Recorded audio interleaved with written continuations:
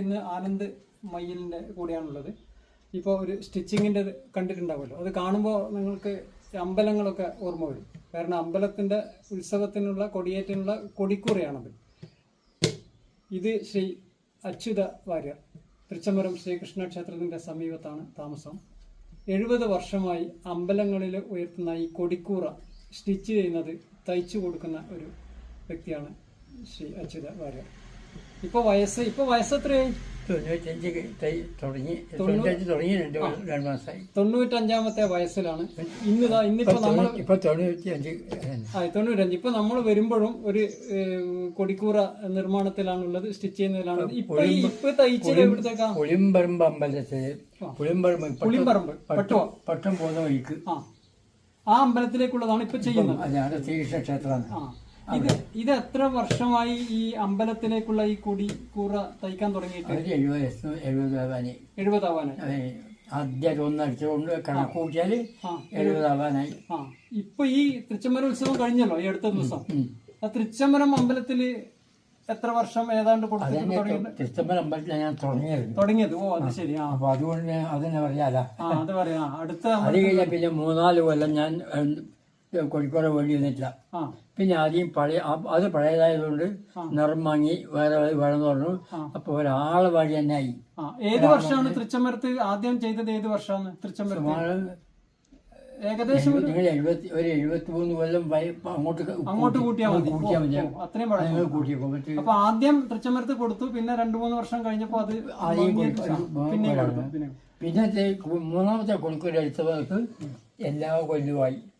അപ്പോൾ ഓരോരുത്തർ ഇങ്ങനെ പറഞ്ഞ് എന്തായി പറയുന്നത്. അതുകൊണ്ട് പിന്നെ ഇപ്പൊ സ്ഥിരമായിട്ട് ഏതെങ്കിലും വ്യക്തികളെ അടുത്ത 2 വർഷത്തെ കൂടി ആളായി. ഈ വ്യക്തികളാണ് ഇതിന്റെ സ്പോൺസർ ചെയ്യുന്നത് പോലെ അല്ലേ? ഇപ്പം ക്ഷേത്രം അറിയില്ല, കൊടിക്കൂറ വേണോ വേണമെന്നും അറിയില്ല. ഒരു കൊല്ലം 3 വേണം. ഒരു കൊല്ലം വെച്ചാൽ 3 കൊടിക്കൂറ ഒരു കൊല്ലം വേണം. അത് ഈ കൊടിക്കൂറ മാത്രമേ എല്ലാ കൊല്ലം അടിക്കുള്ളൂ. മറ്റു വേറെ 2 ഒന്ന് പൂക്കോത്ത് നടയിലും ഒന്ന് അമ്പലത്തിന്റെ മുകളിലെ നടയിലും ആ ഗോപുരത്തിൽ അടക്കിയത്. അപ്പൊ അത് രണ്ടും ചെറുതാണ്, ഇതിനെക്കാളും കുറച്ചും കൂടെ ചെറുതാണ്. അത് ആദ്യം ഓരോരുത്തർ വഴിപാടുണ്ടായി. ഇപ്പം മാരധികം വന്നാൽ മാത്രം അടിക്കും. അത് 4-5 കൊല്ലം ഭാഗമായിട്ട് ഉണ്ടാവും. ഇതിന് അളവുണ്ട്, പ്രത്യേക അളവുണ്ട് അമ്പലത്തിലേക്ക്? അളവ് കൃത്യമായിട്ടുണ്ട്. അത് എല്ലാ അമ്പലത്തിനും വ്യത്യസ്തമായിരിക്കും. ഓരോ അമ്പലത്തിനും കൊടിമരത്തിൽ അനുസരിച്ച് വ്യത്യാസം വരും. വേറെ 2-3 വലിപ്പമാണ് കൊടിക്കൂർക്ക് എല്ലാ സ്ഥലത്തെ കൂടി ഉള്ളു. ഒരു ഇവിടുത്തേത് ഏറ്റവും വലുതാണ്. തൃച്ചംബരത്തെ? അതെ, തൃച്ചംബരം.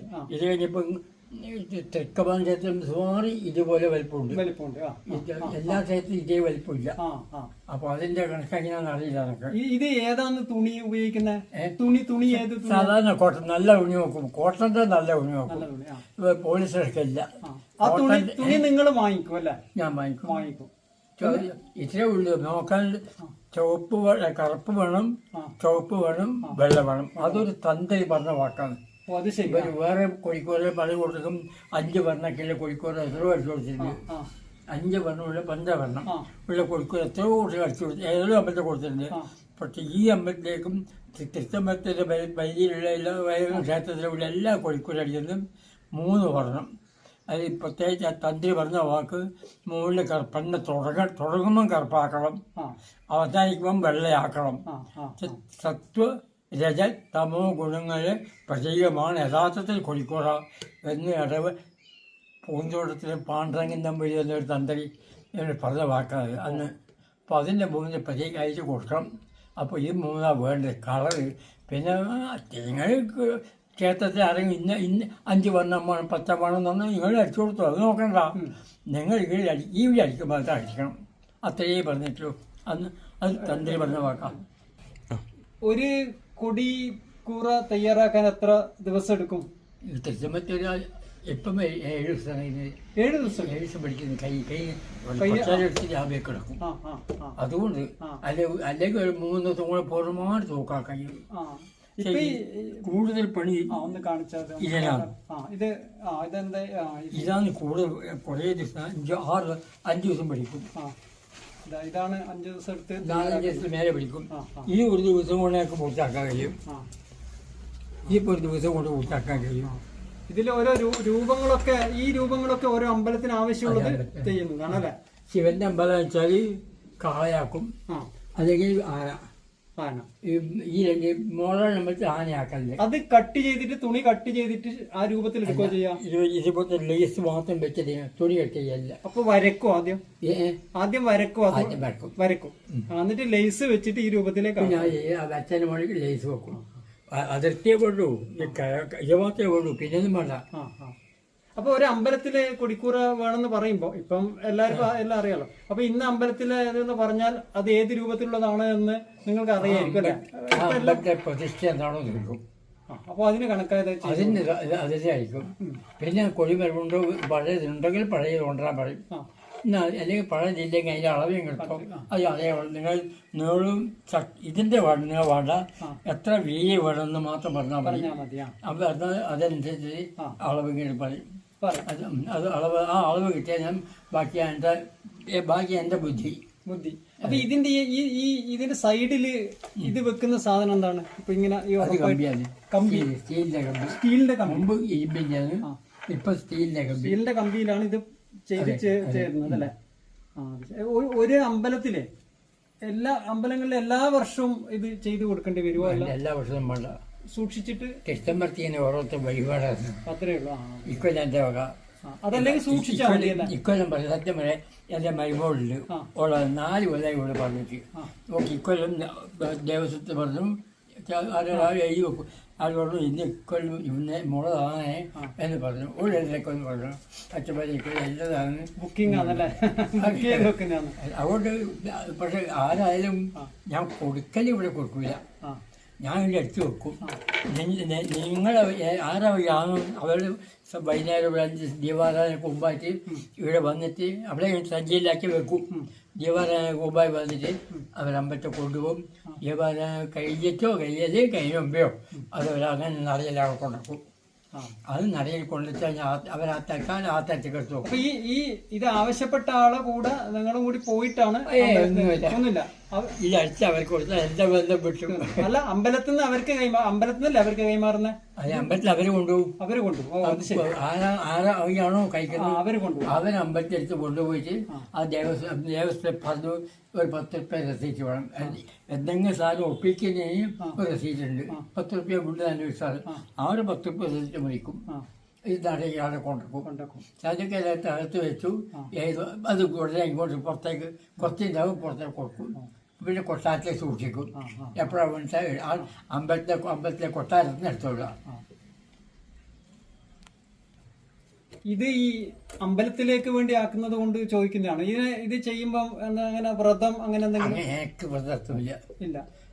ഞാൻ ഇപ്പം രാവിലെ കഴിച്ചാൽ കുളിക്കും. കുളിച്ചിട്ട് എന്റെ പണി തുടങ്ങില്ല. എല്ലാ ദിവസവും അങ്ങനെ തന്നെ അശുദ്ധം ആവുന്ന പ്രശ്നമില്ല. എപ്പോഴും ശുദ്ധം തന്നെ. എപ്പോഴും ആൾക്കാർക്ക് ശുദ്ധം. 2 നേരവും കുളിക്കും. വൈകുന്നേരം വേർപ്പം ചെന്നാൽ എല്ലാവരും കുളിച്ചിട്ട് നോക്കി അകത്ത് പോകും. 2 നേരവും കുളിച്ച് പോകും. അതിന് പ്രത്യേകം ശ്രദ്ധിച്ചൊന്നും അതിന്റെ ആവശ്യം എന്റെ വയസ്സുണ്ടോ ഇതിലൂടെ ആവശ്യമില്ല.